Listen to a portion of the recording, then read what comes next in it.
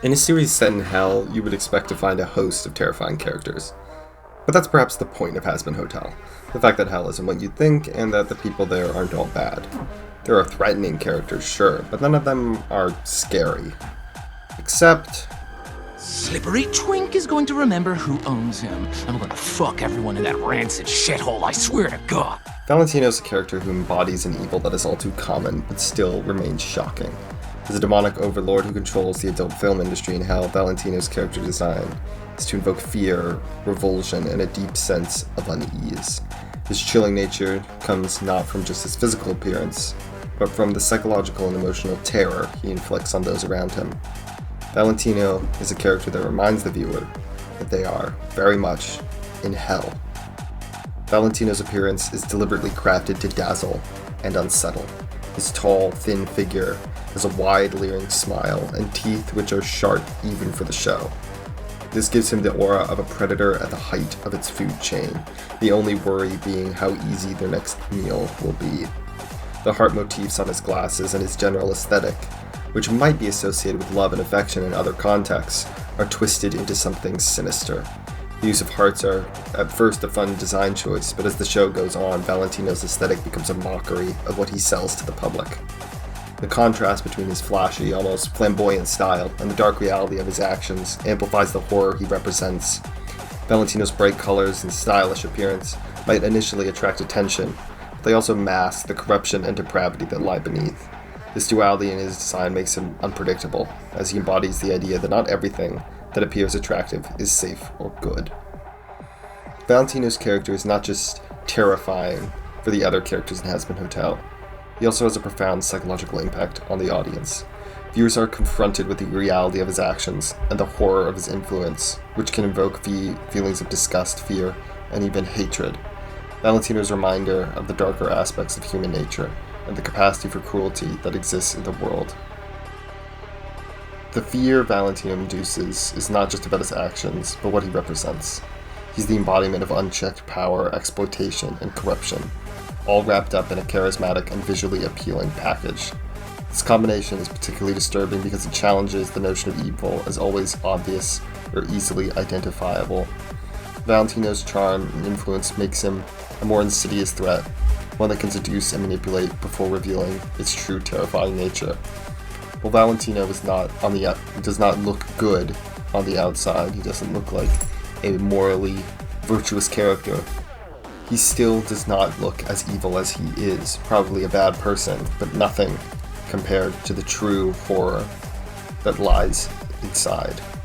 Valentino's most terrifying attribute is his psychological manipulation. He's a character who exerts control over others through fear, intimidation, and emotional abuse. His relationship with Angel Dust is where we see Valentino at his most terrifying. Valentino uses his power and influence to manipulate Angel Dust, keeping him under his control through a combination of threats and rewards. But unlike most abusive relationships, Valentino has more than just psychological hooks in Angel.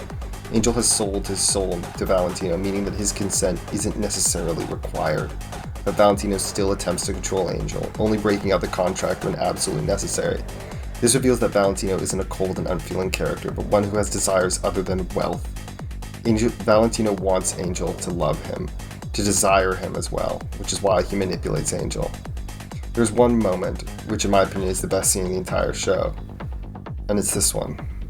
This scene between Valentino and Angel Dust is the perfect encapsulation of what is so scary about Valentino.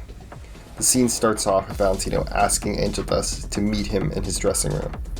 As soon as the door closes, Valentino's charming demeanor drops. With growing anger, he beats Angel while accusing him of using his friend Charlie to get him out of work. At the end of the day, Valentino cares more about Angel making him money than Angel liking him. I have killed bitches for less than this attitude you're giving me. You're lucky you make me money. But in this violent attack, we can still see Valentino's desire for Angel Dust, his clawed hands feeling up Angel's chest. But Valentino's anger overwhelms his desire, and his red smoke changes from fun hearts to chains. This is a violent and terrifying scene, which ends in Valentino getting exactly what he wants. Rather than push Angel away from him, dropping the act only reinforces his hold on Angel's life. But in my opinion, the most disturbing part of all of this is that Valentino's relationship with Angel is built on what Angel loves. Angel thus makes clear his permissiveness in terms of physical intimacy and substance abuse, but so much of his relationship with Valentino is built on unending sex and drugs. So why is their relationship so toxic? In order for Valentino to entrap anyone, he needs to give them something they want. With no pre-established abuse, he needs to make a genuine offer. Angel just likes his job. He likes sex and drugs and all manner of debauchery, so it makes sense that he'd sign up. But everyone needs a break. Everyone has an off day, and sometimes even our favorite activities don't appeal to us. But if you are forced to do them, they stop getting fun quickly. And Angel Dust's job is the most extreme example of this.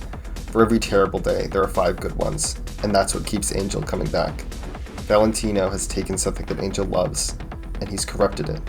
In the song Poison, we see the horror of Angel's life, but there are moments of joy, desire, and ecstasy mixed with it. I've seen people say that Angel is playing along in order to avoid Valentino's wrath, and I think that's part of it, but I think that much more of it is genuine. If every moment was terrible, Angel would have left sooner, but some days Valentino is nice. Some days Valentino is fun and charming. Some days Angel loves his job. These aren't false emotions, but there's no safety net for when things go wrong. Angel has a few good days, and then one horrifying one. But there's no way for him to reflect and take a break. He has to go back to work. And maybe he has a good day, and forgets about his suffering. All of this is because of Valentino. Valentino, who represents everything Angel Dust wants, just without his consent.